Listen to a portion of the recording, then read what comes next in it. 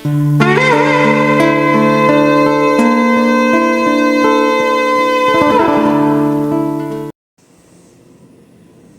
a paz esteja sempre com todos vós. Bom dia, meus irmãos. Bom dia, minhas irmãs. Boa noite para aqueles que assistem esse vídeo à noite. Para aqueles que não me conhecem, eu sou Israel. E hoje eu trarei para vós um vídeo que é de extrema tristeza, meus irmãos e minhas irmãs. E o porquê que eu vos digo que é de extrema tristeza? Infelizmente, é porque não parte da boca de uma pessoa que não tem conhecimento. Não parte. Esse vídeo eu vos mostrarei 3 líderes religiosos que eu acredito que eles têm muitos seguidores. Muitas pessoas que buscam a verdade devem ver vídeos deles, devem consultar algumas vezes a sua palavra, e por isso nos causa muita tristeza mesmo. Não pelo fato vamos dizer assim, do conteúdo em si, mas sim pelo fato do elo religioso.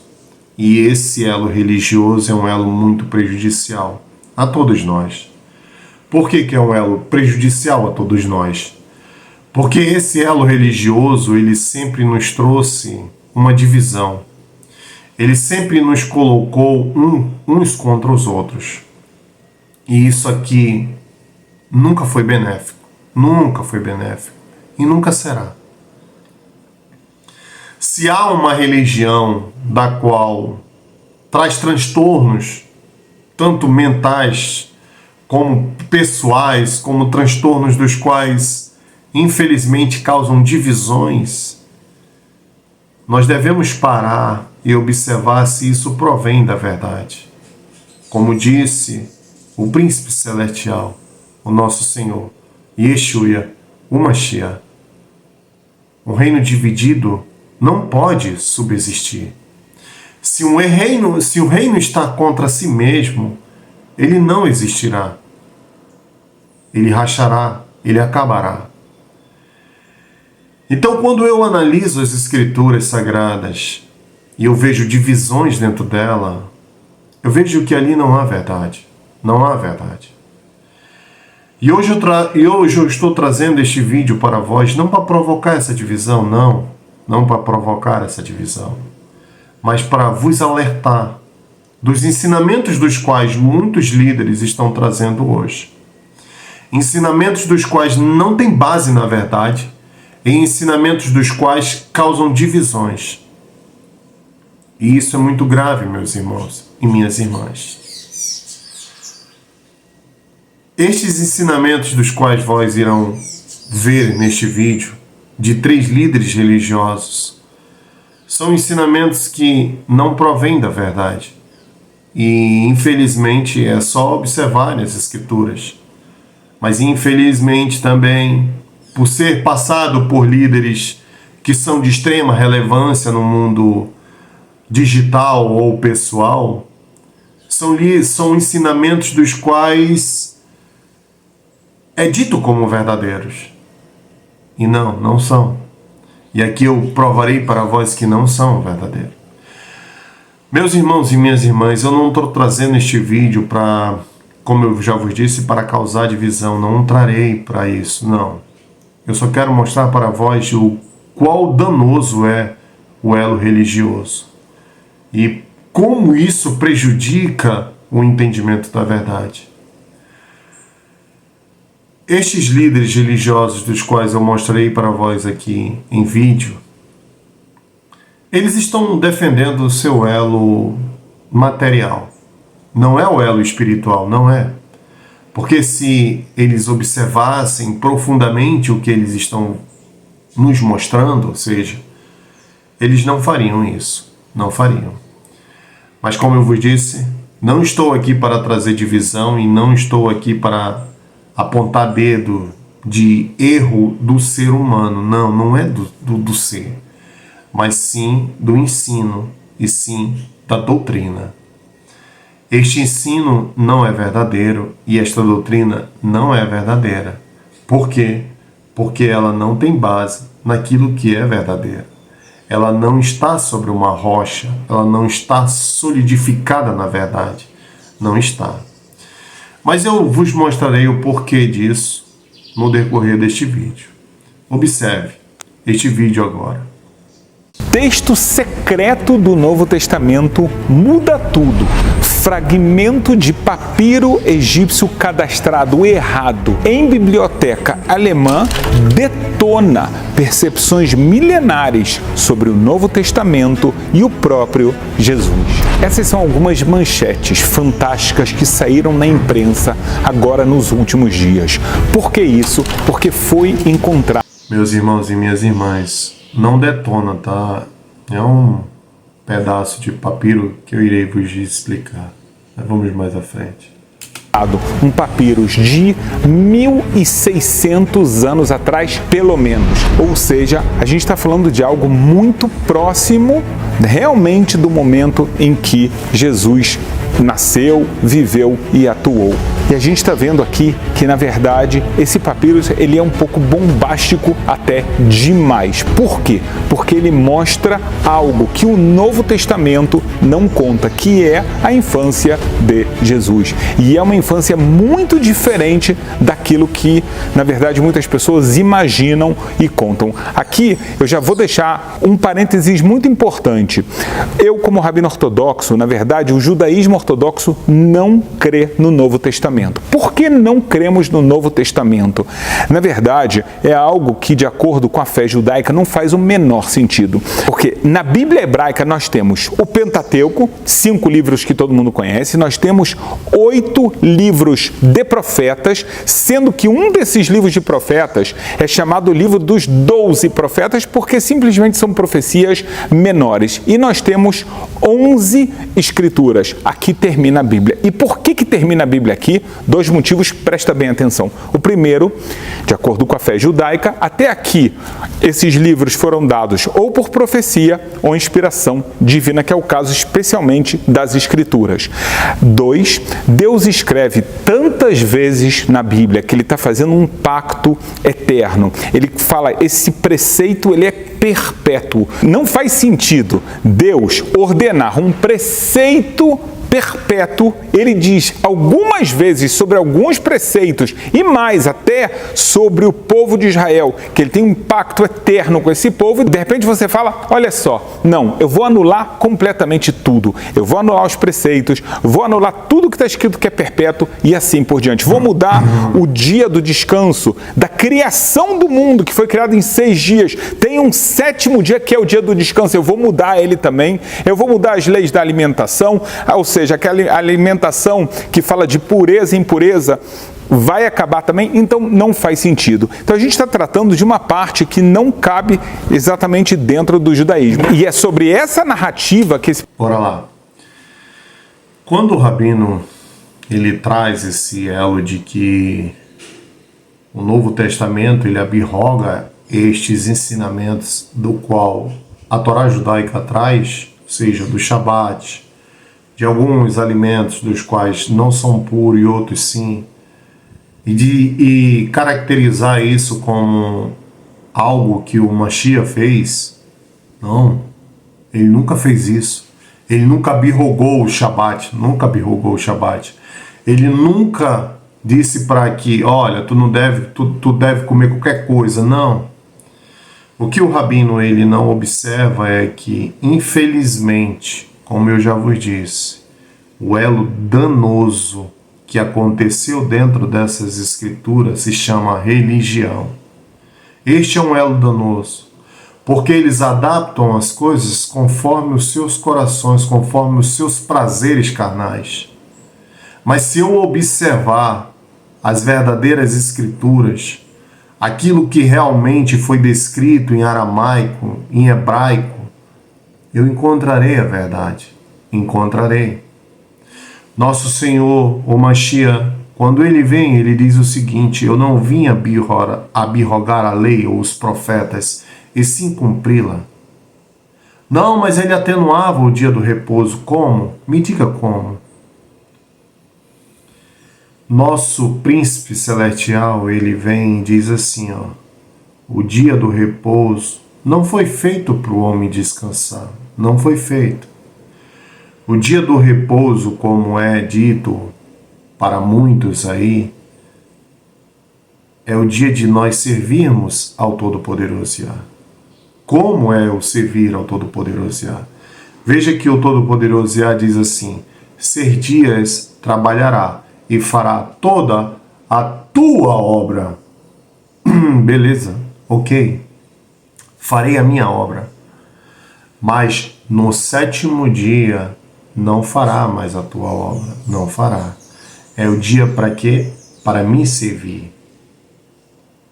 Por isso ele usa a exclamação dizer, eu e meu Pai trabalhamos por vós até os dias de hoje sem descansar. Então, se eles trabalharam, se o Todo-Poderoso Yah trabalha até o dia de hoje por nós sem descansar, por que eu devo descansar? Não, eu devo descansar, eu devo cessar as minhas obras. Como eu já vos mostrei, o Todo-Poderoso Yah, na Torá judaica, ele não descansa, como está descrito, vamos dizer assim, nas outras Bíblias. Não. Cessou, ele cessa a sua obra. Então, opa, peraí. É o dia que eu tenho que parar.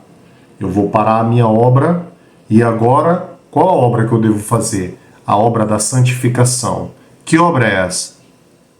Aí nós temos que ir junto aos profetas. Se não cremos no Novo Testamento, ou seja, como é dito, se eu não creio no Mashiach, eu vou aos profetas. Os profetas vão me dizer o quê?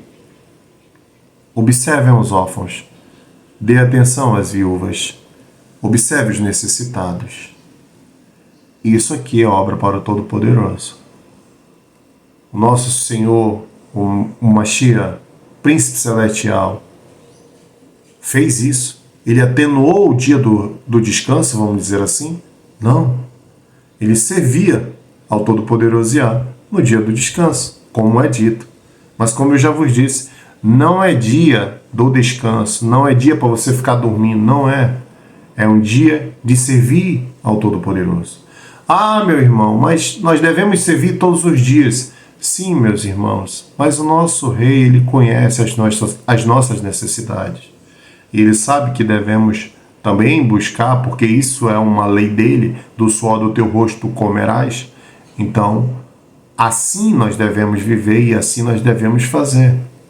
Então ele sabe das nossas necessidades e por isso ele santifica um dia para que neste dia nós lembramos daquilo que é mais importante para a nossa vida. Ou seja, os caminhos de luz, os caminhos dele, servir a ele, honrar a ele. E como é que eu faço isso? Como eu já vos disse, vamos para os profetas. Se eu não creio no Mashiach, observe os órfãos, dê atenção às viúvas, ajude os necessitados, busque os enfermos, ajude a eles. Então, nosso Senhor não abrogou a lei e não atenuou o dia do repouso. Então, vós veem que aqui nós não estamos numa quebra de mandamento. Mas eu, porque eu gosto dessa religião e eu vivo esta religião, aí eu tenho que ir contra aquilo que eu nem conheço. Porque se eu conhecesse mais profundamente, eu observaria e eu olharia e entenderia que ele provém do Todo-Poderoso Yah. Mas vamos mais à frente. O papiro está entrando. Ele está falando de uma época bem posterior, né? E a gente está falando então do Novo Testamento e da infância de Jesus. E aqui o que sai, o que saiu dessas manchetes que eu acabei de ler para vocês. Você pode pesquisar, você vai ver até manchetes mais graves do que eu falei. É uma infância que muitas pessoas ficaram chocadas. Por quê? Porque Jesus aparece como uma criança que está xingando outras crianças, está punindo outras crianças e comportamento muitas vezes raivoso e assim por diante. Então, isso aqui acaba chocando muitos teólogos que, inclusive, afirmam, olha só, a gente não tem certeza que isso aqui realmente é uma descrição da vida dele, que está perfeito, ou que é alguma coisa que a gente vai crer nisso, até porque as pessoas que creem nesse tipo de papiros, as pessoas que têm a crença no Novo Testamento, chamam isso de um papyrus apócrifo, o que quer dizer que ele não entra como algo, na sua fé, como sagrado. De qualquer forma, é um relato histórico, como eu falei, de mais de 1.600 anos, muito, muito curioso e que causa, na verdade, um desconforto para muitas pessoas, porque a princípio não existiria motivo de alguém, há 1.600 anos atrás, simplesmente estar agora denegrindo a imagem de um jovem que vai acabar se tornando uma figura muito importante, né, para muitas pessoas no mundo. Vamos lá. Por que isso traz um transtorno grande, um grande transtorno pro elo teológico da coisa? Por quê? Infelizmente, meus irmãos e minhas irmãs, é o elo da falta do conhecimento, do entendimento da verdade. Veja que é uma escritura da qual é nomenclatada aí como um papiro numerada, vamos dizer assim, ou datada, 400 depois do Mashiach, 400 anos depois do Mashiach. Então já é uma escritura da qual ela já não tem a sua autenticidade. Vamos ter com esse ponto mais profundo, ela não tem a sua autenticidade da verdade. Por quê? Porque ela já está numa escrita da qual não provia dos discípulos, daqueles homens que viveram ali com Mashiach. Não provia. Por quê? Porque ela já está numa língua grega e não na aramaica, não na hebraica. Mas enfim, aqui nós temos que observar apenas um ponto. E esse aqui é o ponto que acaba com toda essa narrativa. Qual é? A infância do Mashiach. Como assim? Nós devemos observar o texto como ele é? Sim, observe. O que diz ali? Que o Mashiach na infância era um rapaz que ele era raivoso, tinha seus defeitos. Qual a relevância disso? Me diga. Qual a relevância disso? Veja uma criança. Quando ela nasce, qual conhecimento ela tem? Nenhum. Quem dá o conhecimento a ela? Os pais. Não foi assim? Não é assim? Sim. E por mais dotada que essa criança seja, ela necessita buscar conhecimentos exteriores para que ela se engrandeça, ou seja, para que ela cresça em conhecimento. E qual é o problema de uma criança se enraivecer, ou seja, trazer um elo de ira, trazer um elo de desconforto? Qual o problema? Nenhum. Mas aqui há o elo religioso. E esse aqui sim é o grande problema. Por quê? Porque eu quero que a criança seja um Deus. Como assim? Mas espera aí. Isso foge do elo verdadeiro da história. Nosso Mashiach nasceu uma criança, cresceu, se tornou um homem, e daí para frente, aí sim, quando ele se torna homem, é que ele vai proclamar todas as verdades.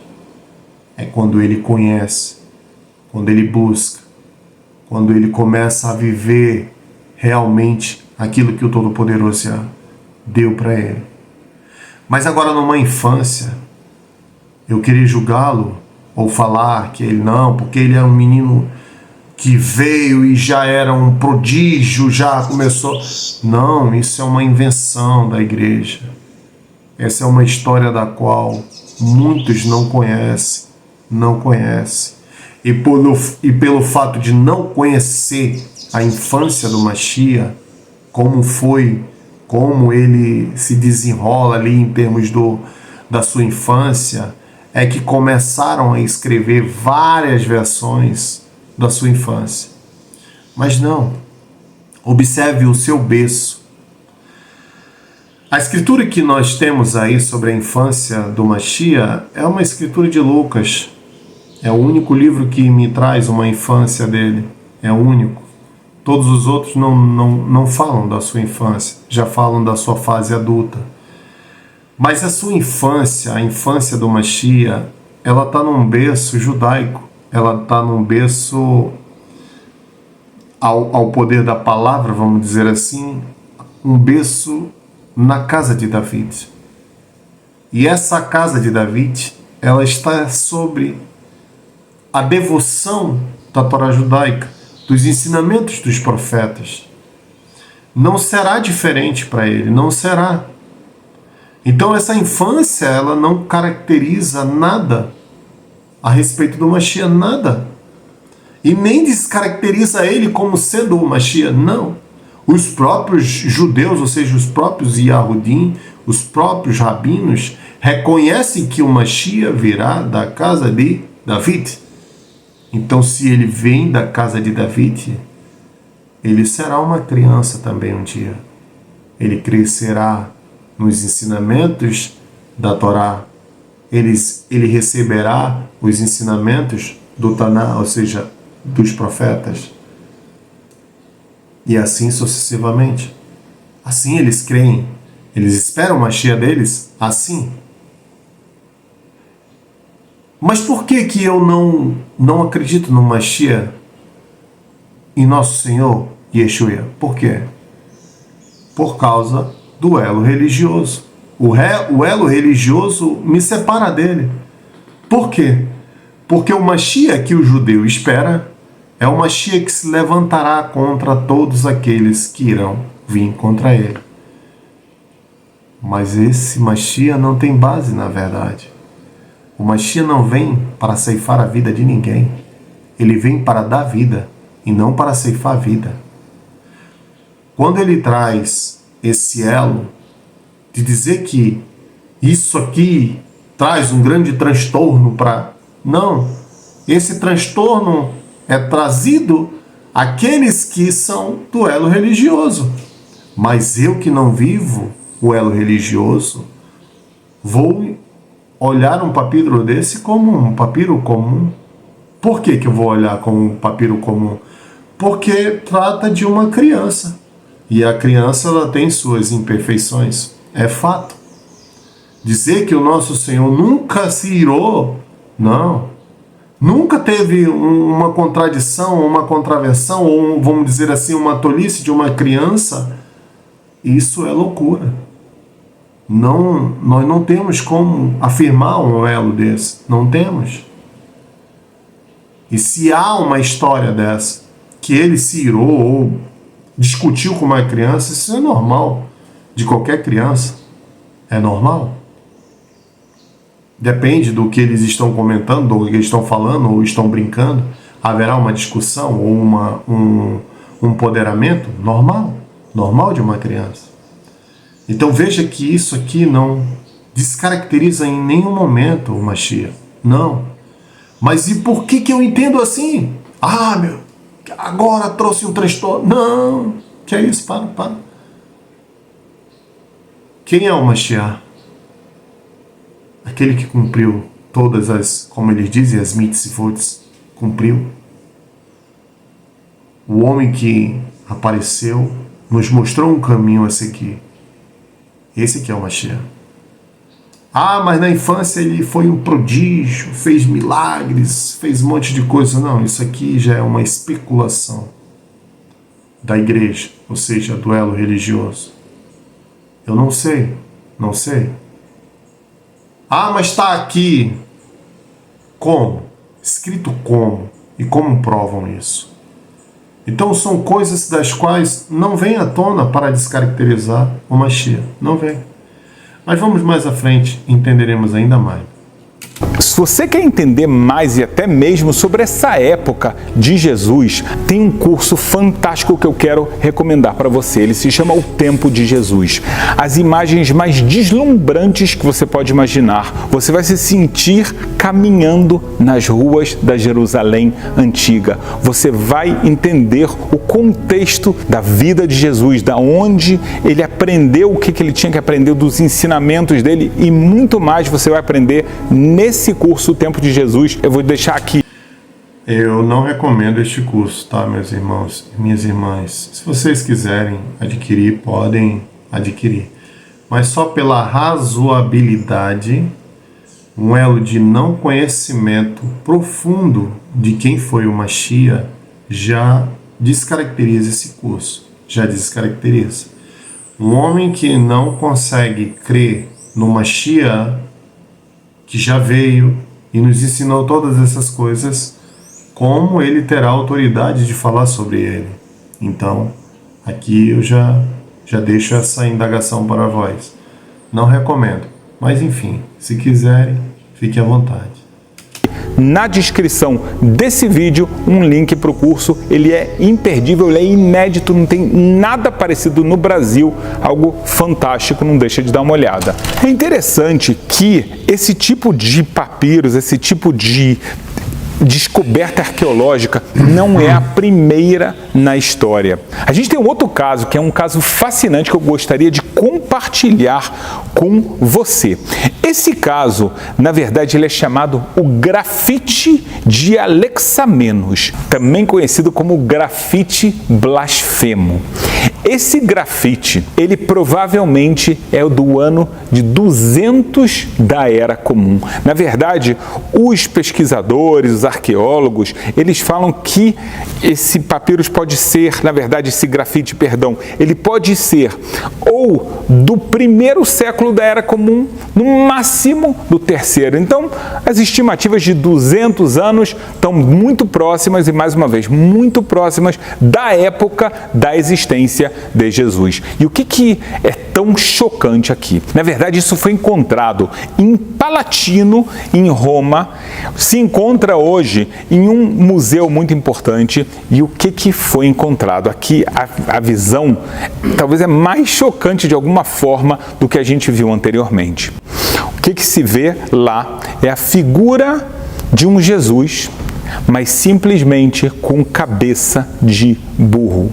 E se não terminasse aqui, o que a gente vê é que há um escrito em grego antigo.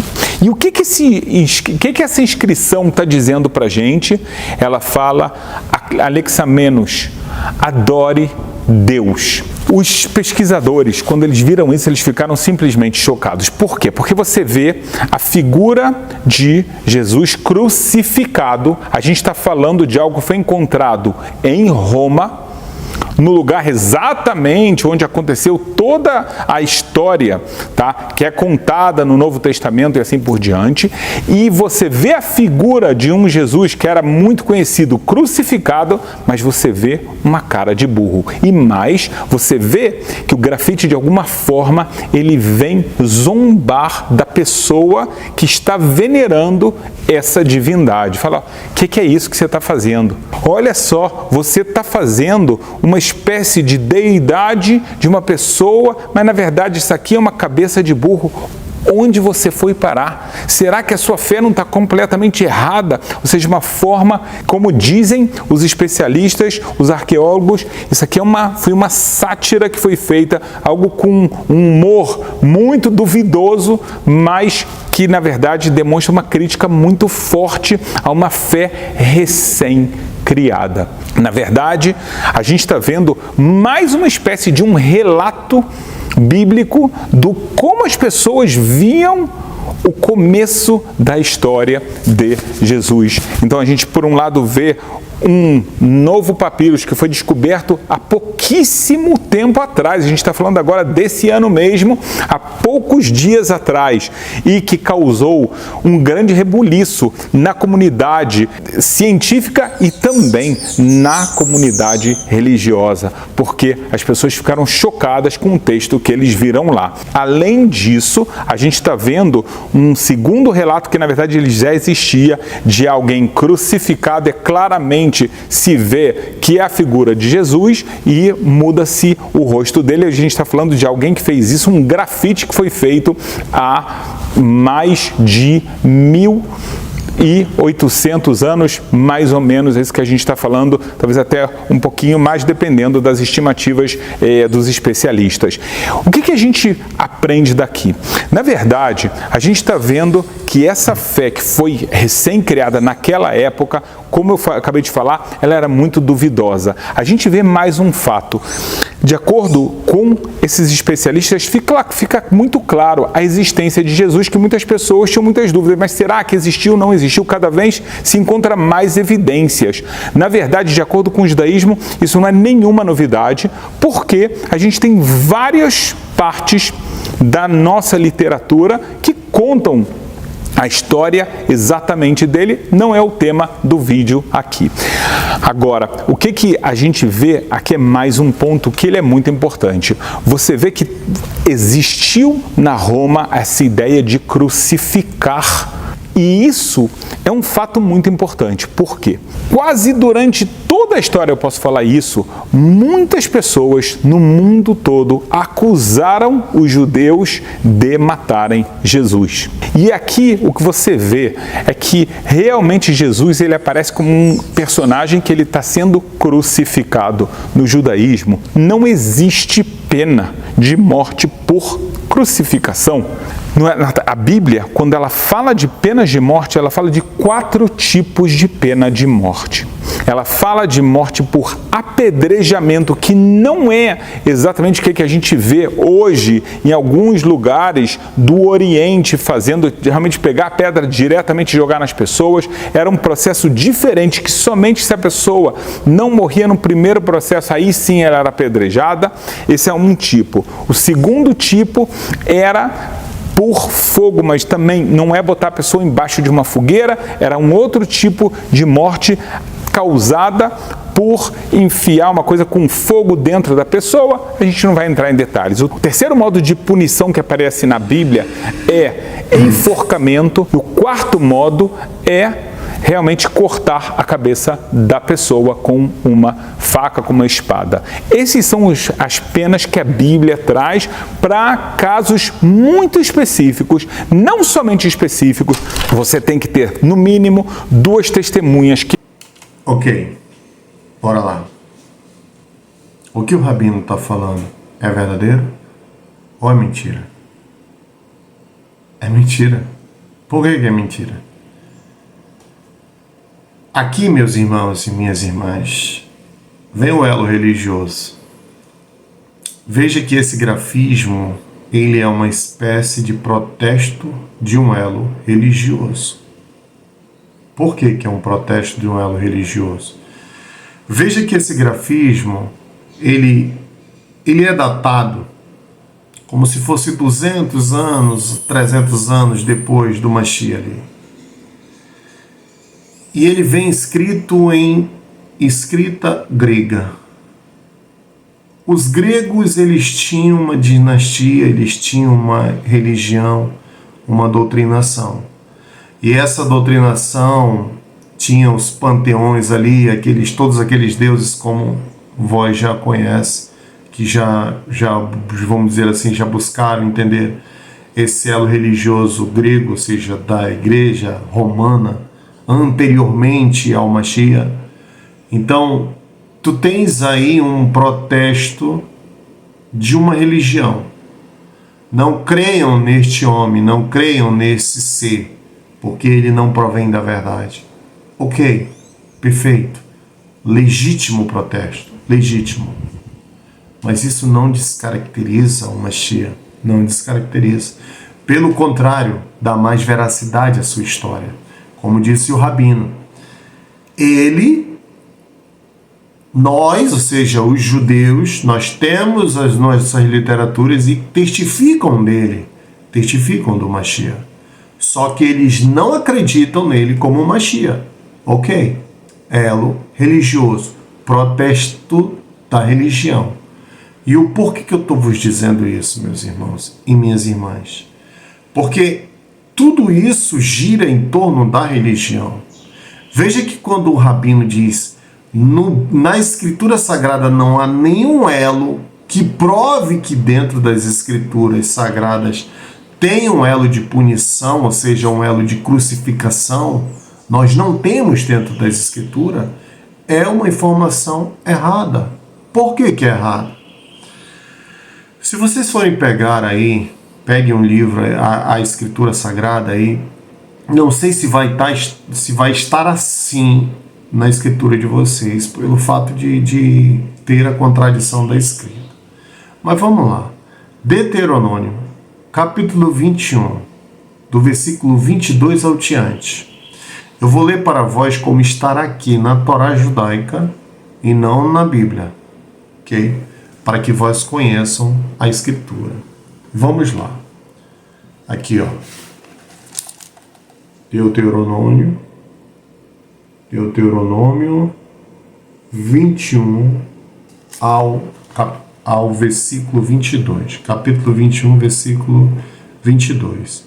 E quando houver num homem um pecado digno de juízo de morte e for morto, o pendurará no madeiro. Não pernoitará o seu cadáver no madeiro, porém certamente o enterrará no mesmo dia, porquanto o pendurado é um desprezo ao Eterno, e não contaminará a tua terra, que o Eterno, teu Deus, te dá em herança. Veja como o elo religioso cega os nossos olhos, como uma doutrina nos deixa sermos envolvidos naquilo que não provém da verdade. E eu não consigo analisar isso. Não consigo. Por quê? Porque eu vivo a minha religião. E a minha religião me cega. Claríssimo.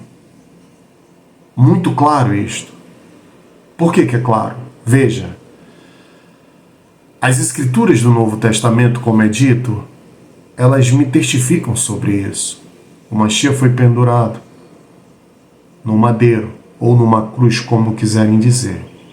Mas aqui nós sabemos, o madeiro foi pendurado, ficou lá. E qual foi a indagação dos líderes religiosos? Ali eram líderes religiosos, meus irmãos e minhas irmãs. Não era o povo judeu, como as pessoas tendem a caracterizar. Não era.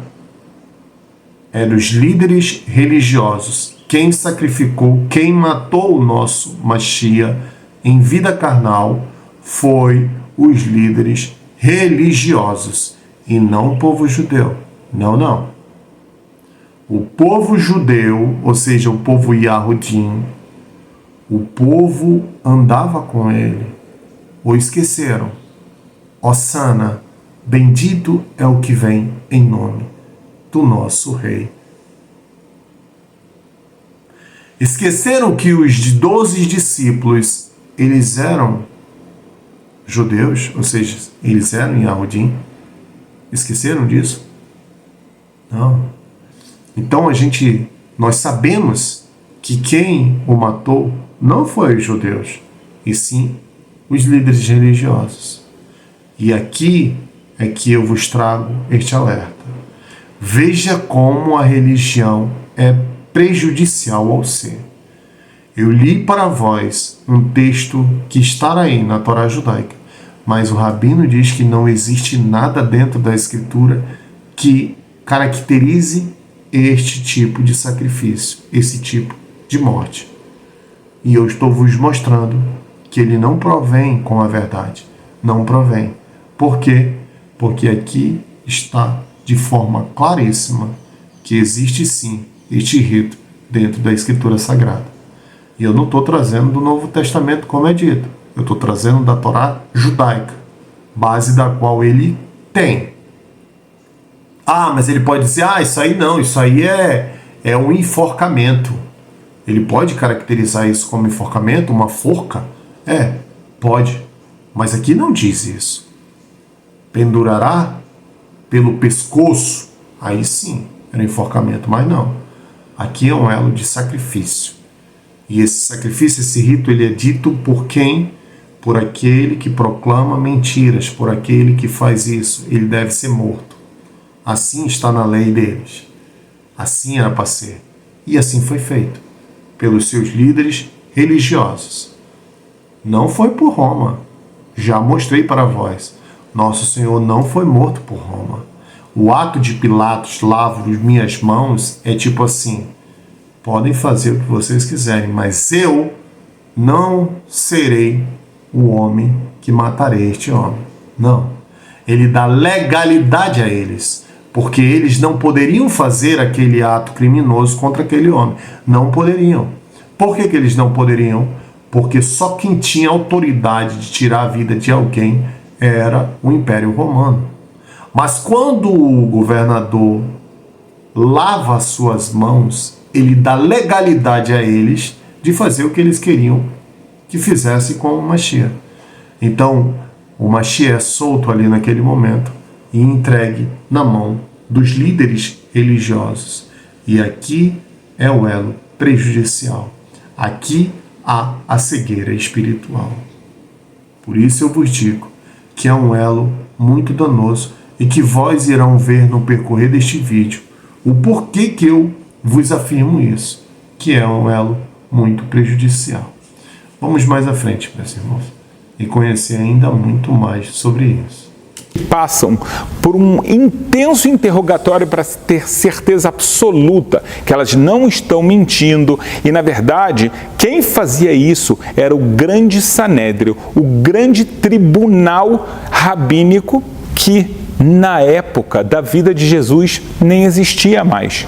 Ele já tinha sido abolido nessa época. Por quê? Porque a gente está falando de uma época que você já tem a destruição do primeiro templo. Já faz tempo, né? O templo de Salomão. Você vê outra inverdade. O templo existia no tempo de nosso Mashiach. Existia. Então, se existia o templo, existia também o Sinédrio. Outra inverdade. Mas vamos mais à frente.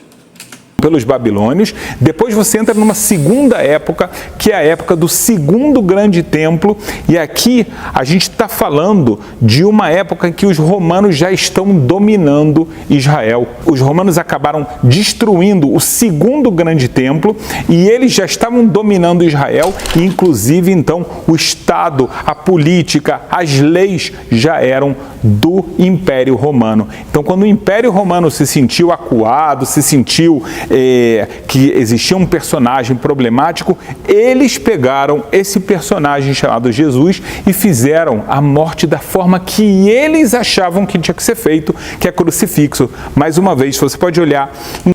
Como eu já vos disse, como eu já vos expliquei aí anteriormente.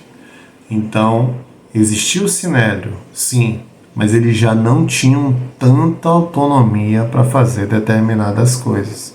Então, quando eles vão até Pilatos, é para receber a legalidade do ato do qual eles queriam fazer.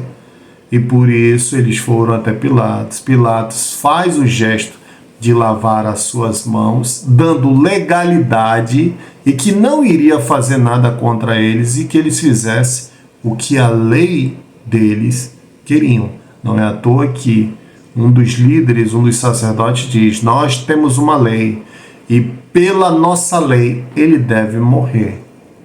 E aí é quando Pilatos faz isso, lava as suas mãos e diz: seja isso convosco. Eu não serei, vamos dizer assim, acusado pelo sangue desse justo. Não serei. Então aqui nós temos uma legalidade. O que ele está falando? Sim, tem uma base. Mas aí, o que a Escritura me diz? Ela me diz isto, o que eu estou vos dizendo. Então aqui nós temos uma verdade, sabemos que realmente foi assim. Por quê? Porque uma coisa comprova a outra. Como eu sempre vos digo, Se não há comprovação da verdade, não há verdade ali. Mas se aqui eu tenho uma comprovação e eu vejo que realmente aqui é um elo verdadeiro, assim será. Mas vamos mais à frente. Qualquer um dos 24 textos bíblicos que existem na Bíblia hebraica, não existe essa ideia de crucificar uma pessoa de forma alguma. Muito pelo contrário, você vê que essa era a cultura romana daquela época.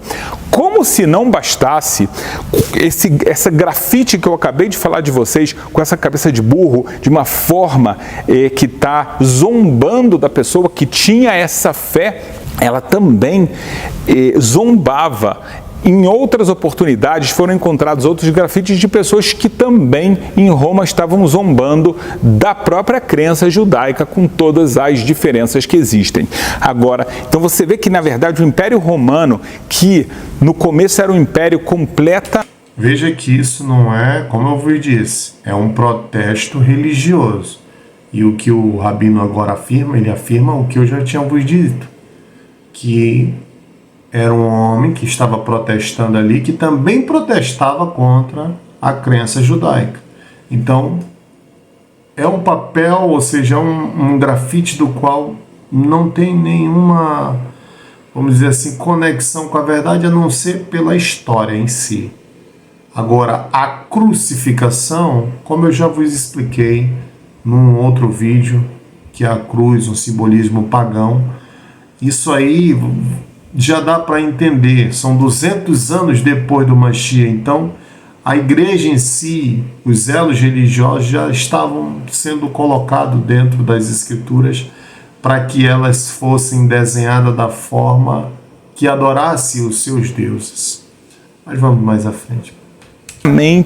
Cheio de deuses, um império que praticava idolatria, e a gente conhece até muito dos nomes desses deuses quando eles viram crenças diferentes daquilo que eles queriam fazer, então eles realmente criticavam muito. Por que eu falo isso? Então, por um lado, a gente vê que durante a história toda, como eu falei anteriormente, pessoas culparam o povo de Israel pela morte de Jesus, e você vê aqui claramente que isso é algo do Império Romano, era uma forma comum de ser feita, mas quando você vê que as pessoas estão zombando de Jesus, quem está fazendo isso eram os próprios romanos, em Roma, em outros lugares, que não concordavam com essa fé e achavam que as pessoas estavam fazendo um tipo de idolatria muito boba, como se elas estivessem idolatrando um burro, um animal, uma coisa completamente impura, que não faz o menor sentido, e assim por diante. Então você está vendo aqui que esse grafite,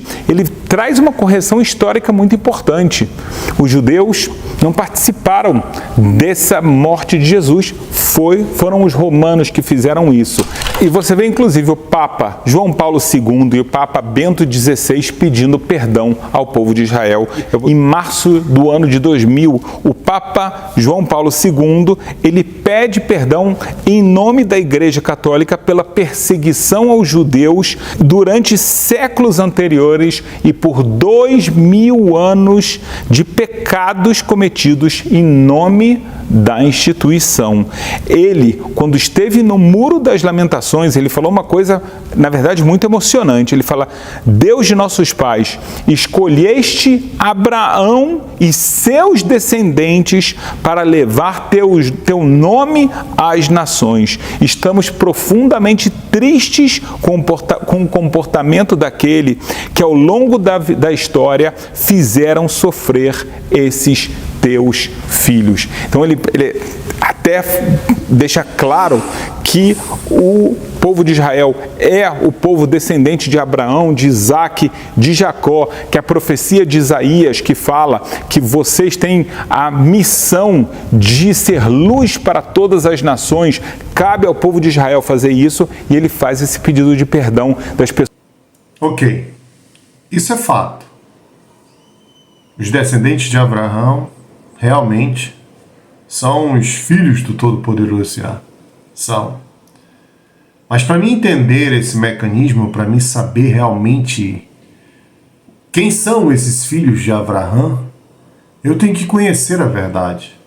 Eu não tenho que estar baseado apenas no elo religioso, aquilo que me foi mostrado de uma forma não verdadeira, mas de uma forma manipulada. E aí eu tenho que me remeter às origens, ver realmente quem é o povo de Abraão, quem é o povo de Israel. E aí eu entenderei a verdade. Mas aqui eu não entrarei neste rol, não entrarei, meus irmãos e minhas irmãs, porque aqueles que acompanham o canal já sabem quem é o verdadeiro povo de Israel. Se vós não conhecem esta verdade, que busquem conhecer a verdade, para que vós entendam tudo o que aconteceu. Mas enfim, vamos mais à frente, meus. Pessoas que durante toda a história culparam o povo de Israel por zombarias, culparam o povo de Israel pela própria crucificação, e você vê que, na verdade, os fatos históricos mostram outra realidade completamente diferente. A gente viu aqui, por um lado, papiros que foi agora, recentemente encontrado, que você vê que as pessoas há 1.600 anos atrás, faz a conta, a gente está muito próximo do começo da Era Comum, as pessoas tratavam, parte da população tratava Jesus, pelo menos na sua infância, como uma criança rebelde, raivosa, que punia, que xingava e assim por diante. Se você acha que esse papiro foi invenção, tudo bem, mas é importante você entender um contexto histórico. Esse papiro não, esse papiro não trouxe isso. Raivosa, uma criança, não. Ele mostra um temperamento natural de uma criança como comum, normal, uma criança normal. Isto é que mostra o papiro, não isso. Aí já é um elo, já é o elo da sardinha. Vou puxar aqui para mim. Mas vamos mais à frente. Não foi escrito pelo povo de Israel, foi escrito pelas nações que viviam lá próximo, que conheciam pessoas que tinham essa fé e fizeram questão de escrever isso. Se o fato histórico está completamente certo ou não, vamos deixar os historiadores perceberem isso, estudarem e trazerem as suas conclusões. E depois a gente viu a grafite que ainda é mais antiga e que ela vem zombar das pessoas, mostrando um Jesus crucificado, mostrando uma cabeça de burro, ou seja, realmente falando, olha, para você louvar um Deus assim, você não sabe o que você está fazendo, você não tem cabeça nenhuma, talvez a sua cabeça seja a cabeça de uma pessoa completamente burra mesmo, tá? Trazendo essa conotação, e você vê que isso aqui não foi feito mais uma vez pelo povo de Israel. Então aqui você tem várias evidências históricas de um erro que foi cometido, e acaba que esse erro ele trouxe atrocidades muito grandes, e acabou, a gente conhece a Inquisição, mas existiu as cruzadas, existiram pogrom, que eram quando bárbaros vinham e falavam mal do povo de Israel e atacavam e destruíam e faziam muito mais do que isso, e isso aconteceu durante séculos, da mesma forma que a Inquisição durou muitos séculos, chegou inclusive ao nosso Brasil, e muitas pessoas foram forçadas a abandonar o seu judaísmo e acabam perdendo a sua identidade mesmo quando elas faziam de tudo. A gente tem relatos hoje em dia que está tudo certinho, por curiosidade, em Portugal, numa das câmaras de tortura da Inquisição, contando o nome das pessoas, os sobrenomes, o que elas fizeram, como elas foram mortas, uma coisa assim terrível, e você vê tudo culpando o povo de Israel por ter feito o grande pecado da crucificação e assim por diante, de não aceitar essa fé que você vê tantas pessoas naquela época que também não aceitavam.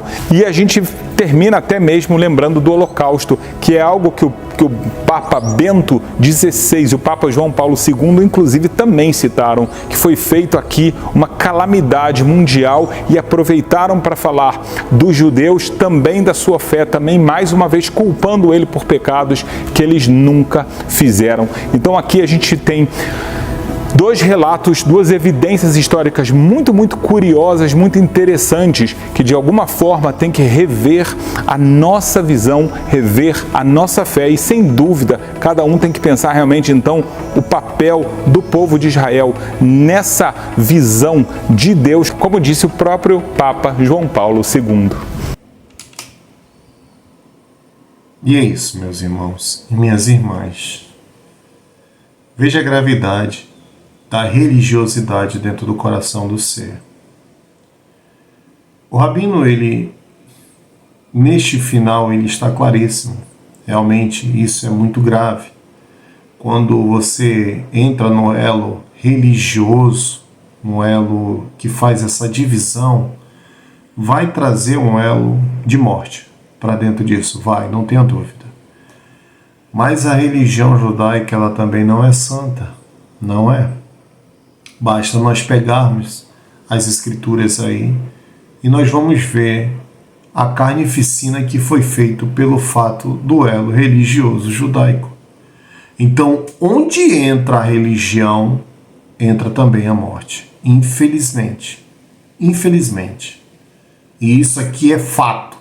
Fato histórico que não tem como chegar uma pessoa e dizer, não, isso não é verdade. Não. Como ele mesmo mencionou, as cruzadas, a Inquisição protestante, os elos do que fez o povo judeu anteriormente, pode pegar, está escrito na própria literatura dita como sagrada. O povo judeu que entrava no lugar dos cananeus, passava uma faca em todo mundo, matava criança, matava... Opa, não, mas aqui não, aqui é porque Deus está mandando. Tá aí E a Inquisição também não foi Deus que mandou? E a Inquisição protestante também não foi Deus que mandou? Mas aí você tem que observar que Deus é esse. Que Deus é esse que faz isso. Será que é o mesmo Criador dos céus e da terra? Ou será que é uma adoração a um outro Deus do qual não é o Criador dos céus e da terra? Então, este é o perigo do elo religioso. E agora vamos a um outro vídeo de um outro líder religioso, para que vós comprove tudo aquilo que eu vos disse no início do vídeo, que o elo da falta não é nem a falta do conhecimento, meus irmãos e minhas irmãs. Aqui nada mais é que cada um protegendo os seus interesses, porque conhecimento eles têm, mas eles não querem admitir. Observe agora este outro vídeo. Olha, batismo já foi um grande problema na história da igreja cristã, do cristianismo, entre aspas. O batismo foi um grande problema.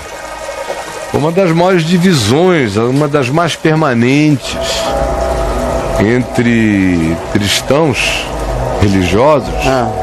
Foi sempre o modo do batismo ou a teologia do batismo. O batismo sempre esteve no centro da questão, quando na realidade no Novo Testamento a importância dele é profundamente relativa. Paulo chega a dizer: eu dou graças a Deus porque no meio de vós eu não batizei ninguém.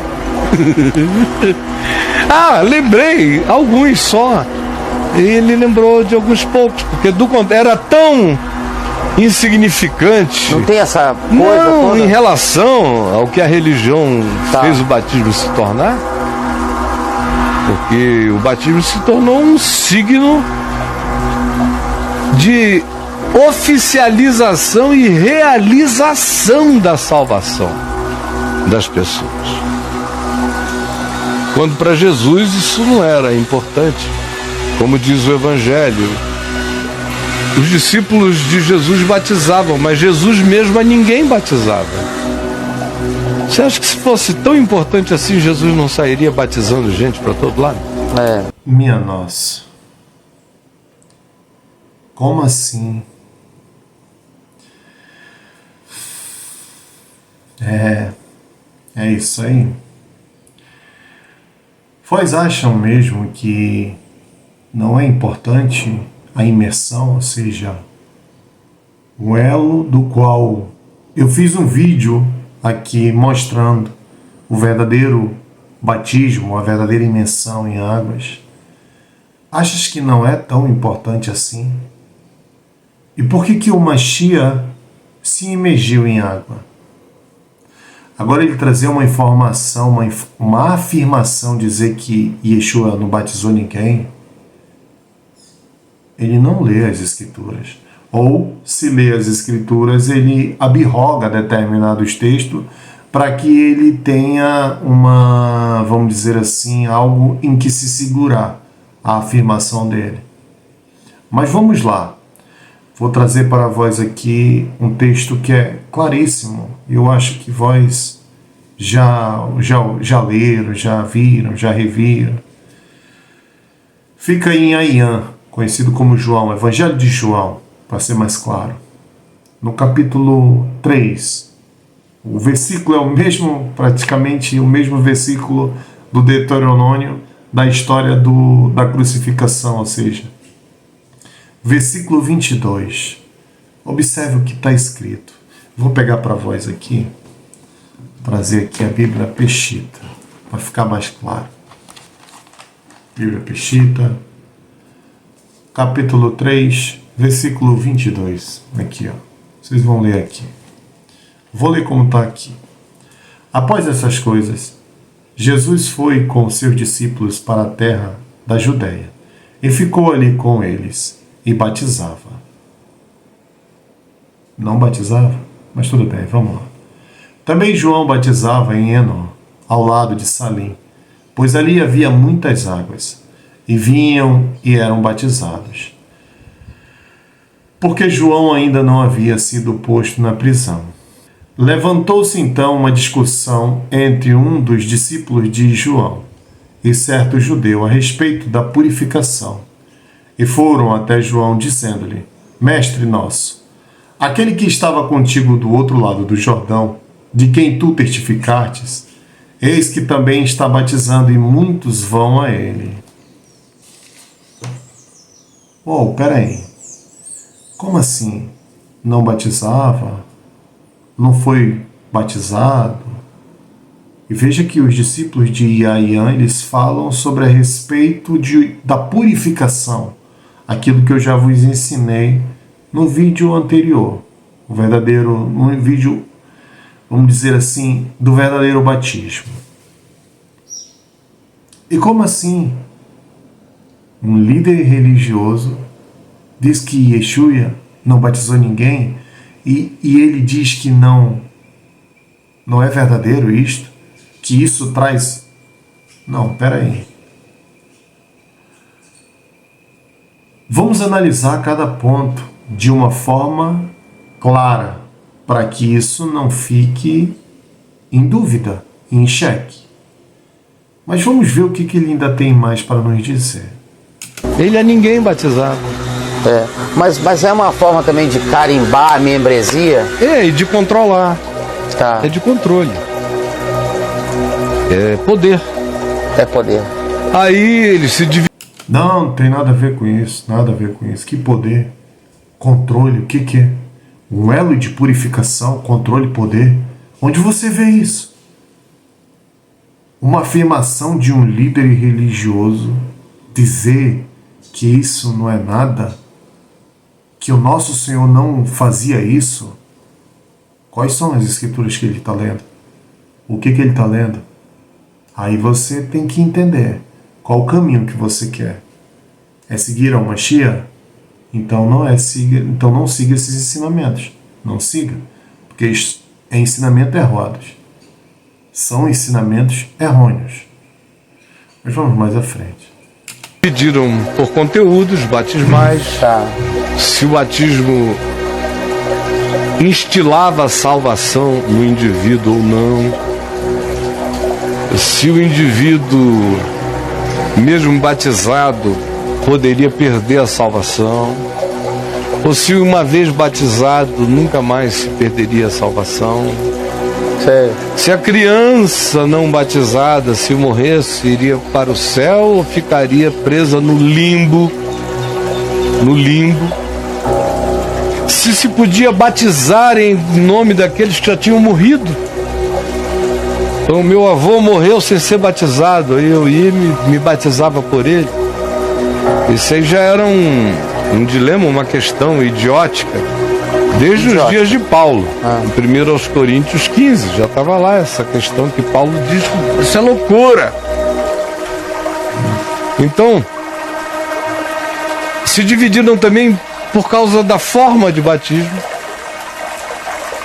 Os católicos aspergiam, quase uma crisma, bem suave, dependendo do tipo de catolicismo, ortodoxo, ou romano, ou russo, ou armênio, variava o modo. Alguns dão 3 afogadas na criança em nome do Pai, do Filho e do Espírito Santo. Dá uma socada no menino dentro da água. Mas se dividiam por causa da forma de batismo. Aí surgiram os anabatistas. Isso tudo é crença religiosa, é um modo da interpretação. É como eu já vos disse, se não houver uma verdade confirmando aquilo como verdadeiro, esqueça. Não virá ser verdadeiro, não virá. Então aqui nós observamos que não há verdade nas palavras de um líder desse. Por quê? Porque não tem firmamento nenhum na palavra, não tem firmamento nenhum na verdade. Mas vamos mais à frente. Batistas. Arabatistas? Anabatistas. Anabatistas.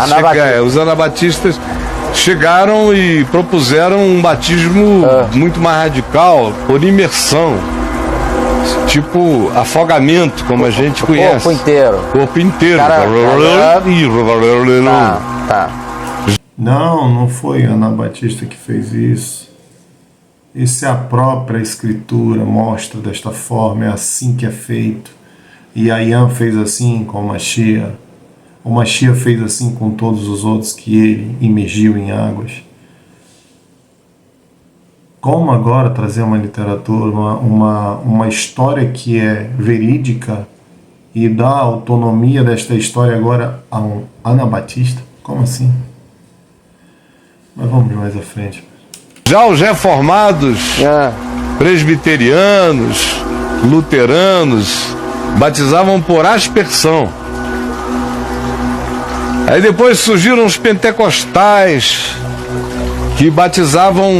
os que batizavam só em nome de Jesus. Porque os reformados, tanto quanto os católicos, batizam em nome do Pai, do Filho e do Espírito Santo. Isso. E aí chegaram, depois estou dando saltos milenares na história, só estou marcando os pontos mais importantes da divergência. E aí chegaram esses e só batizavam em nome de Jesus. Aí foi a maior divisão. Aí não. Tem que ser em nome do Pai, do Filho e do Espírito Santo. Não, lá está escrito em Atos e foram batizados em nome de Jesus. Aí fica essa briguinha idiota, briga de verde, o pau canta. E o batismo no meio dessa confusão danada. Rapaz, eu já assisti tanta briga por causa de batismo. Por causa de batismo. Que hoje em dia diminuiu. Uma coisa da teologia da prosperidade e do dinheiro, o batismo deu uma queda. Hoje o negócio é quanto está entrando e a campanha. Qual é a campanha mais de Deus? A campanha mais divina é a que arrecada mais fundos.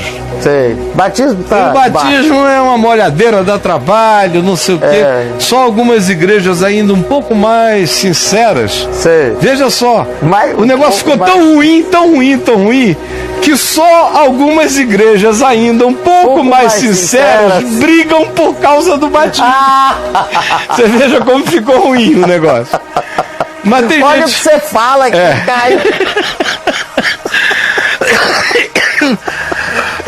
E nas igrejas um pouco mais sinceras. Veja só, como as escrituras são verdadeiras. E Yahudá diz que nos últimos dias haveriam zombadores que zombariam da palavra, que zombariam dos ensinos do Mashiach, que zombariam de tudo que era sagrado. É assustador, mas está aí. Os zombadores. Meus irmãos e minhas irmãs, tem determinados líderes religiosos que nós não devemos segui-los. Não. E aqui eu não estou vos dizendo sobre a pessoa em si, o ser em si. Eu estou falando sobre a palavra, aquilo que é verdadeiro. Como que eu me alimentarei de uma coisa da qual não traz benefício algum ao meu ser? Eu não tenho como me alimentar disto. Não tenho, porque isso vai provocar divisão, isso vai me trazer um elo tão danoso do qual eu nem conheço. Então por que eu irei buscar um ensino deste?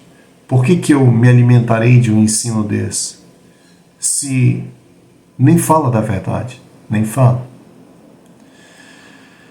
Mas infelizmente, meus irmãos e minhas irmãs, esse é o elo religioso. Cada um puxa a sardinha para si, como diz o ditado. Ninguém vai fazer diferente, ninguém. A não ser aqueles que provêm da verdade e vão falar da verdade. Mas vamos ver agora um outro vídeo de um outro líder religioso aí, que também é muito famoso, mas que infelizmente não conhece o profundo da verdade. Observe este vídeo. Agora vamos para mais um ponto, que é a questão de possessão demoníaca. Possessão demoníaca. Bom, a igreja presbiteriana, né, ou os reformados históricos, as igrejas históricas, acreditam na existência dos demônios e na possibilidade dos demônios entrarem na vida de uma pessoa. Não tem como não acreditar. A Bíblia mostra casos desses, não é? Mostra casos desses, de gente que é tomada por um espírito maligno. O espírito entra na vida da pessoa, domina as suas faculdades, às vezes. Uma vez eu coloquei no meu mural no Facebook uma frase que deixou muitos amigos pentecostais e neopentecostais furiosos, né? Eu disse assim: depois que Satanás entrou em Judas, ele não caiu no chão revirando os olhos, falando em outra língua e babando pelo canto da boca. Ele saiu e foi vender Jesus por 30 moedas. Aí o pessoal ficou furioso, porque eu estava dizendo que possessão demoníaca não é só quando a pessoa está caindo no chão, falando numa voz diferente, não é, parecendo uma outra personalidade. Tem muita gente endemoniada, muito mais do que a gente pensa, e que não faz esse tipo de coisa. Problema da Igreja Universal. Observe o que ele está falando aqui. Eu não argumentarei, até pelo fato de... Aqueles que acompanham o canal já sabem a história de Yahudá, ou seja, a história de Judas. Não argumentarei nesse âmbito. Não trarei o argumento do que ele está falando não provém da verdade. Eu farei de forma diferente. Eu deixarei que ele mesmo use as suas próprias palavras para derrubar o que ele está falando agora. Por isso eu quero que vós observem bem isso. Ele falou sobre a possessão de Yahudá, ou seja, de Judas. E agora ele vai falar de outras possessões e em seguida ele vai falar aquilo que vai contrapor esta palavra dele aqui agora. Observe. É que endemoniado é só quem tem esses sintomas, né? Mas de Judas não tinha sintoma nenhum, mas a Bíblia diz: Satanás entrou nele. E Judas não teve nada disso, ele saiu tranquilamente e disse: quanto é que vocês querem me dar para eu entregar a Jesus? Então quem é que causou mais prejuízos? Judas ou o endemoniado gadareno? Sem dúvida a religião. Essa causou mais dano do que qualquer um. Mas vamos mais à frente. Foi Judas, né? Então tem muita gente endemoniada ganhando dinheiro vendendo Jesus hoje. E está endemoniado mesmo, está possuído por um espírito maligno e ganhando dinheiro vendendo Jesus do mesmo jeito. Do mesmo jeito. Por isso, Pai diz: quando tu quiseres tirar o cisco do olho do teu irmão, observe se não tem uma trave no teu próprio olho. Observe onde ele está. Veja um templo de onde ele está proclamando estas inverdades das quais ele proclama. Aí nós observamos que realmente, às vezes tem uma trave no nosso olho e a gente não observa. Mas vamos mais à frente.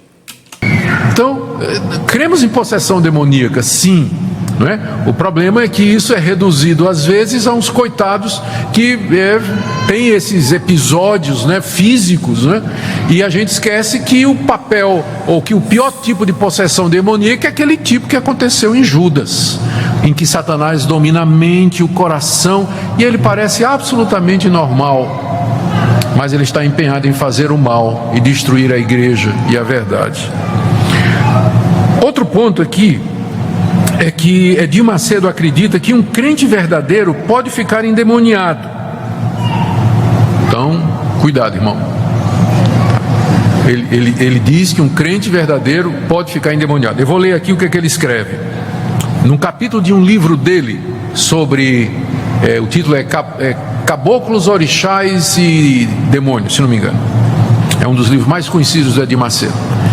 Ele diz assim, é um capítulo sobre possessão demoníaca de crente. Ele diz, esse capítulo não existiria se eu não tivesse visto constantemente pessoas de várias denominações evangélicas caírem endemoniadas como se fossem macumbeiras ao receber a oração da fé. Então, ele sabe que crente fica endemoniado. Qual é a base para ele saber disso? É que lá na Igreja Universal, presbiteriano, batista, metodista, luterano, tudo cai no chão endemoniado quando a oração de fé é oferecida. Pessoas de outras denominações caem endemoniadas. Mas será que tem uma relação de causa e efeito? O fato, vamos imaginar que seja de fato possessão demoníaca. Isso quer dizer que aquela pessoa, porque é membro de uma igreja evangélica, ela é crente de verdade? Não. Tem muita gente que frequenta as igrejas evangélicas, são membros, nasceram na igreja, foram batizados e tudo, mas não são crentes em Jesus, não, são de fachada, estão ali na igreja, mas de fato nunca se converteram. Uma pessoa dessa pode ser tomada por um espírito maligno? Claro, um pastor também pode. Tem pastor que não é crente, é lobo disfarçado de ovelha, ele pode ficar endemoniado também. Aliás, Judas é o tipo, né? Judas é o tipo disso, de gente que ganha dinheiro vendendo Jesus. Então pode ter um obreiro, um líder da igreja que pode ficar endemoniado. Mas a pergunta é, existe base bíblica para dizer que um verdadeiro crente, alguém que foi regenerado pelo Espírito Santo, em quem o Espírito habita, que foi selado pelo Espírito, eleito de Deus, por quem Cristo morreu, existe alguma base para dizer que um espírito imundo pode entrar na vida de uma pessoa dessa? A resposta é nenhuma base. Primeiro, não tem nenhum exemplo. Jesus, me diga um exemplo no Novo Testamento de alguém expelindo o demônio de um discípulo de Jesus.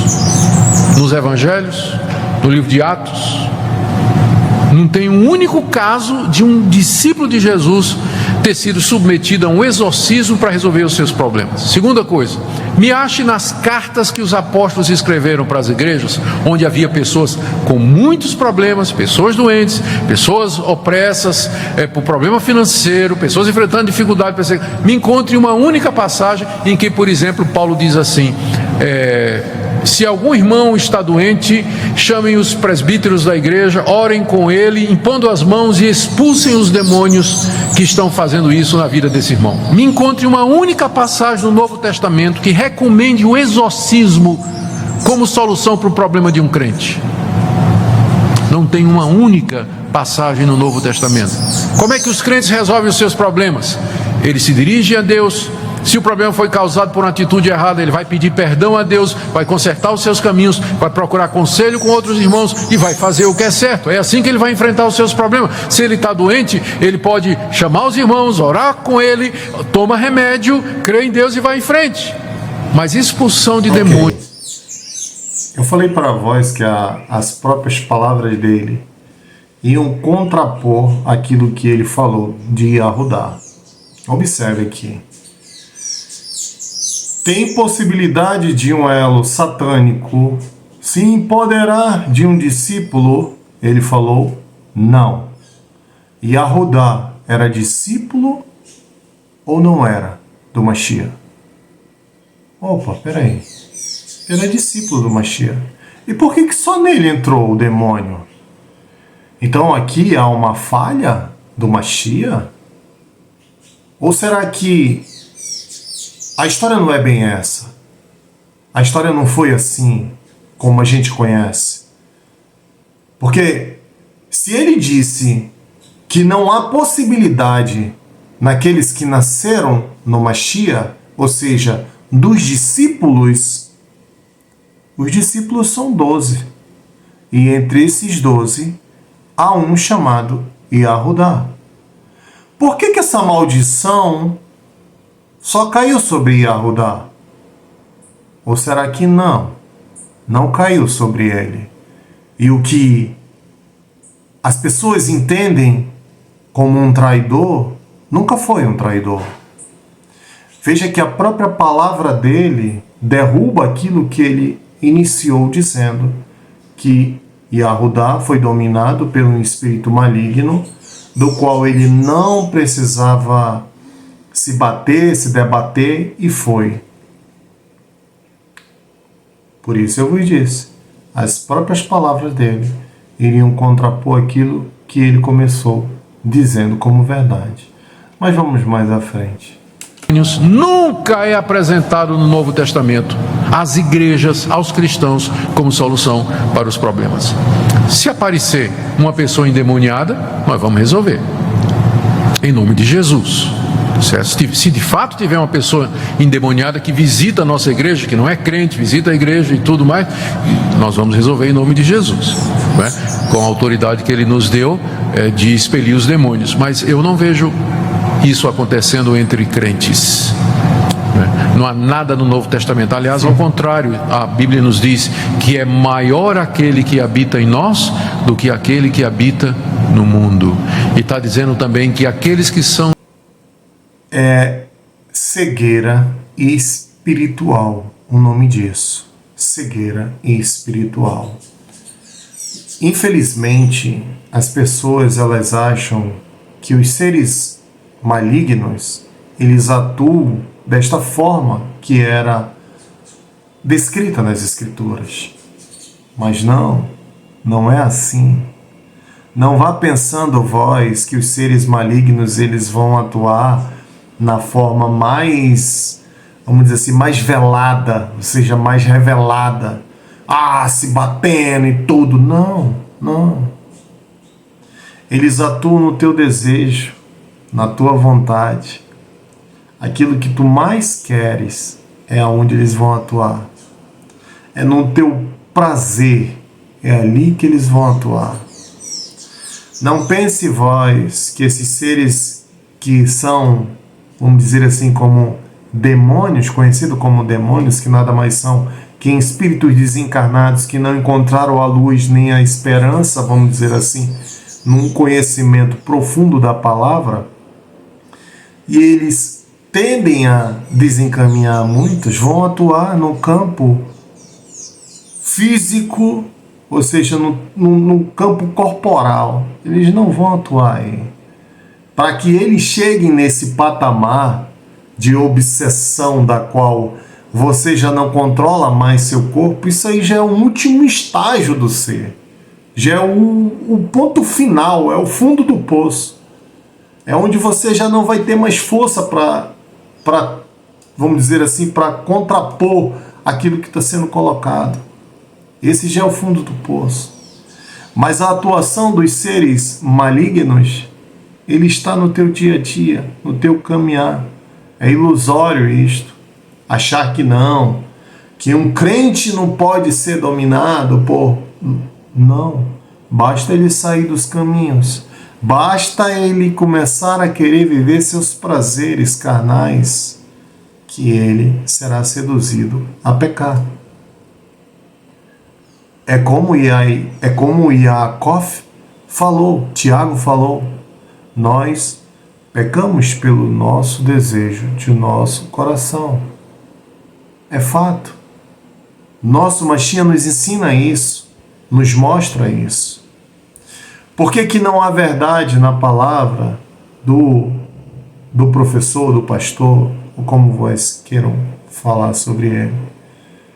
Porque há contradição na sua própria palavra. Se um discípulo não pode ser possuído por um espírito maligno, como que foi possuído Yahudá? Ele era discípulo. Ah, mas esse daí não. Esse daí ele é um ser que... Não. Mas se você for pegar essa escritura, você não vai ver nenhum episódio, menor que seja, falado por Yahudá contra a palavra do Mashiach. Nós vamos ouvir uma palavra contra o Mashiach de um ser do qual a igreja cria referência nele. E que é bendito, sim. É um santo. É um irmão iluminado. Mas ele não é dito como traidor. Ele não é dito como escarnecedor. Não. Ele só negou 3 vezes o Mashiach, mas não escarneceu dele, não. Mas as escrituras me dizem sim. Mas e por que eu não olho para ele desta forma? Por que eu não olho como Satanás entrou nele? Se o próprio Mashiach diz, aparta-te de mim, Satanás, para ele. Mas por que eu não vejo assim? É porque é o meu olhar, é o elo do meu olhar a ele. Eu olho de forma carinhosa, de amorosa, como é para ser olhado cada um de nossos irmãos. Não é para ser olhado como um ser perverso, um ser maldoso, não. É um ser que tem suas limitações e os seus conhecimentos rasos. Ele não compreende ainda aquilo. Então ele vai tendenciar a se proteger, isso é normal. Mas a partir do momento que ele se enche da palavra, que ele conhece os caminhos de luz, ele não irá mais errar. Ele não irá mais fazer isso. E é isso que eu vos digo, meus irmãos.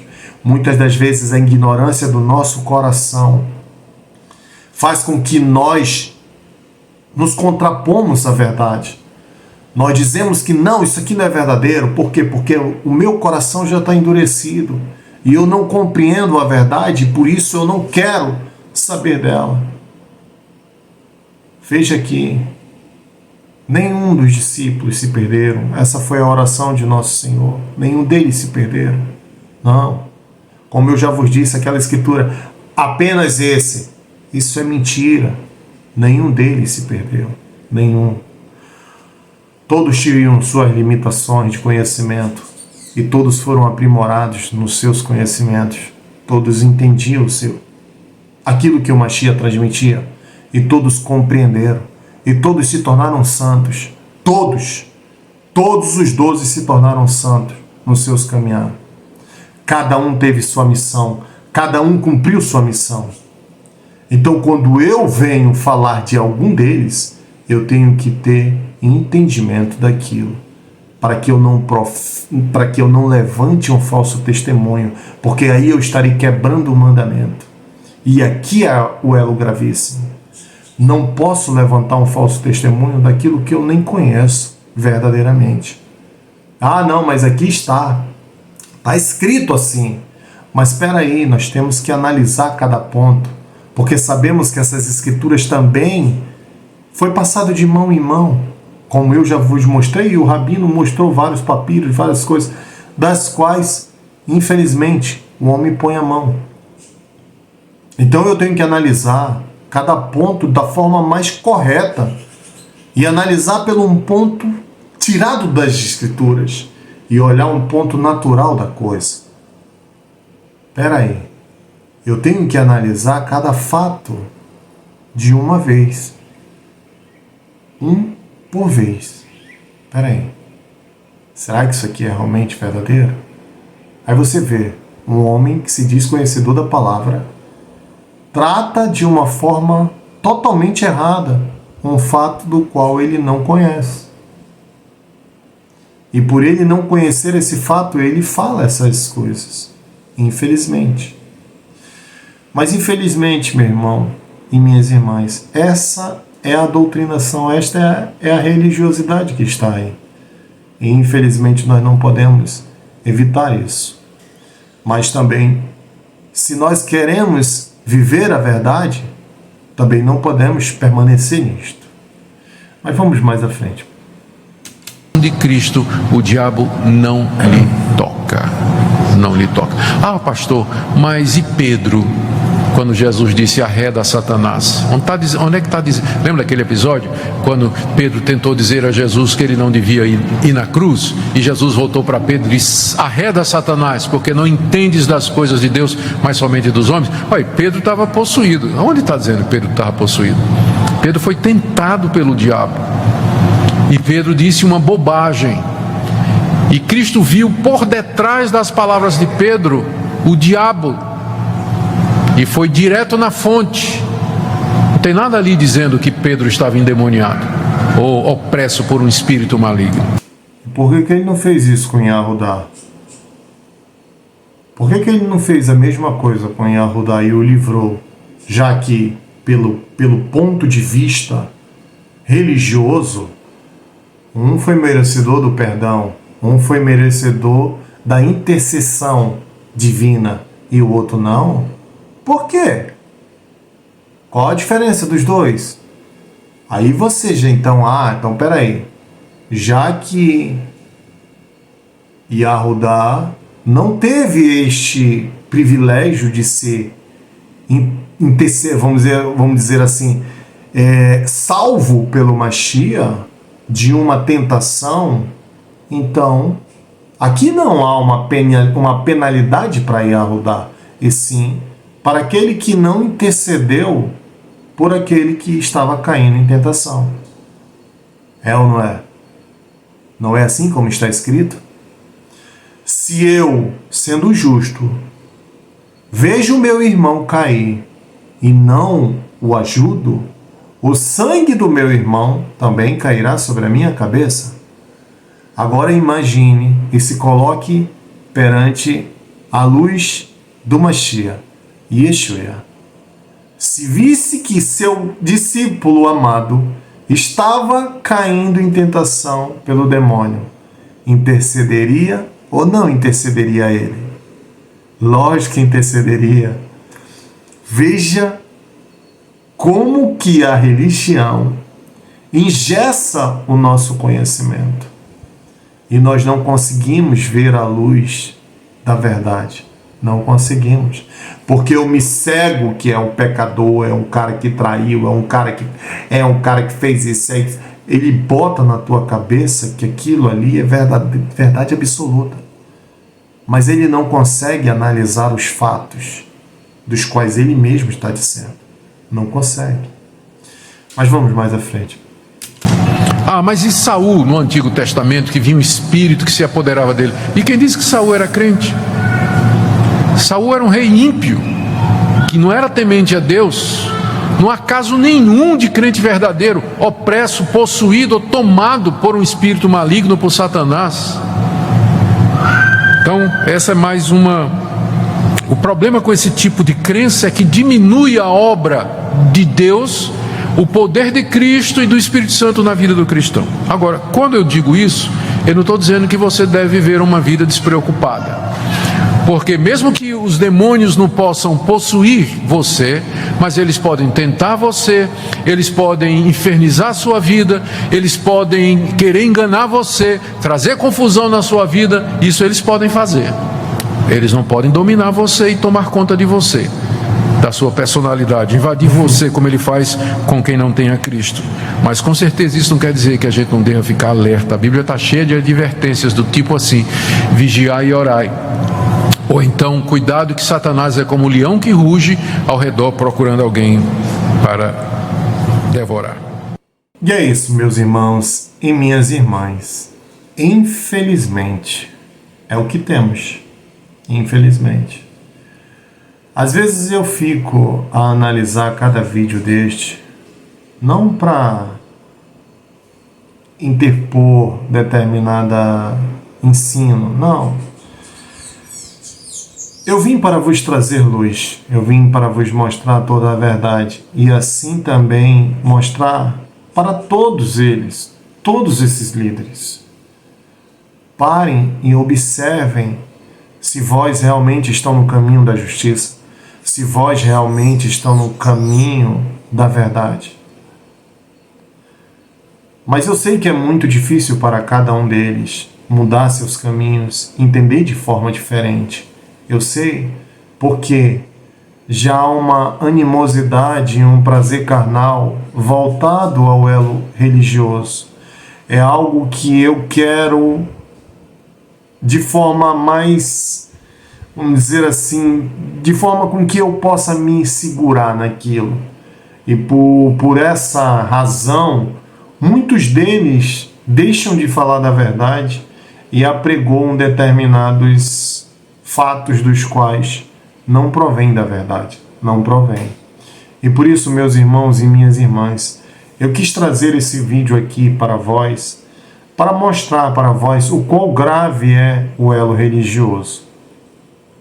Porque cada um tem a sua maneira de pensar, a sua maneira de interpretar as Escrituras. Cada um traz uma visão diferente. Mas nós não podemos ser assim. Nós devemos analisar perante uma luz mais clara, trazer os elementos e aqueles fatos para uma clareza maior. Veja a contradição da palavra do pastor. Uma hora ele diz uma coisa, depois ele diz que não tem como isso aqui ser verdadeiro. Então, quando nós observamos essas duas coisas, nós vemos que não há verdade nas suas palavras. Por quê? Porque elas estão se contradizendo. Não há verdade. Então, quando há uma contradição na minha própria palavra e eu não tenho um firmamento nela, infelizmente isso aí vai cair por terra. Se nenhum discípulo foi possuído, nenhum foi possuído. E se um discípulo foi possuído e foi expulso esse demônio pelo Mashiach, por que ele não fez no outro? Não há uma injustiça nisso? Lógico que há. Mas isso não é verdadeiro. Porque na lógica das coisas não tem luz. Na verdade, não tem. Meus irmãos e minhas irmãs, espero ter trazido ainda mais este clareamento da verdade, para que vós observem cada ensinamento que vós estão recebendo. Eu sei que há muitos líderes religiosos que estão proclamando muitas mentiras. Sei disso. E por isso eu às vezes trago esses vídeos aqui para alertar a vós sobre determinados assuntos. Mas sei que aqueles que acompanham o canal já têm muita verdade em seu coração e não são levados mais por esses ventos que são soprados assim, mas que vós estejam atentos, porque como eu já vos disse e como já vos revelei aí, esses seres malignos não irão tentar vós naquilo que vós são fortes, não irão. Eles irão tentar a vós aquilo que vós são mais fracos, naquilo que vós mais desejam. É lá que eles vão tentar a vós. Eles não usam esses artefatos dos quais hoje, infelizmente, as pessoas vivem fazendo determinados teatros. Não fazem. Não vou dizer que isso agora é uma... assim, não vai acontecer. Não estou vos falando isso. Mas hoje é muito raro um demônio se apoderar de um corpo, ou seja, de uma possessão. Isso não é uma apoderação, é uma possessão, que chegue nesse nível de tirar a consciência do ser, desde que ele não deixe que isso aconteça. Mas para que isso aconteça, acontece todo um anterior, que é essa possessão pelo desejo de nossos corações. Depois que acontece toda essa, vamos dizer assim, todo este pecado cometido pelos nossos próprios atos, é que entraremos nesse outro rol de possessão demoníaca, carnal, mais profunda, que aí você já não tem mais domínio sobre nem o seu corpo mesmo. Mas antes disso, muito antes disso, acontecerá todo este elo que nos separar do caminho da santidade. Por isso, meus irmãos e minhas irmãs, espero ter colaborado convosco mais este vídeo. Espero que vós estejam sempre aprendendo mais e mais, não só aqui, como buscando também fora das Escrituras, fora dos ensinamentos religiosos, todo um conhecimento para que enriqueça mais e mais os vossos espíritos. Que a paz do Todo-Poderoso Yah e de seu Filho Yeshua esteja sempre em vossos corações. Rendei glória àquele que fez os céus e a terra, o mar e as fontes das águas, pois é chegada a hora de vosso juízo. E que assim seja.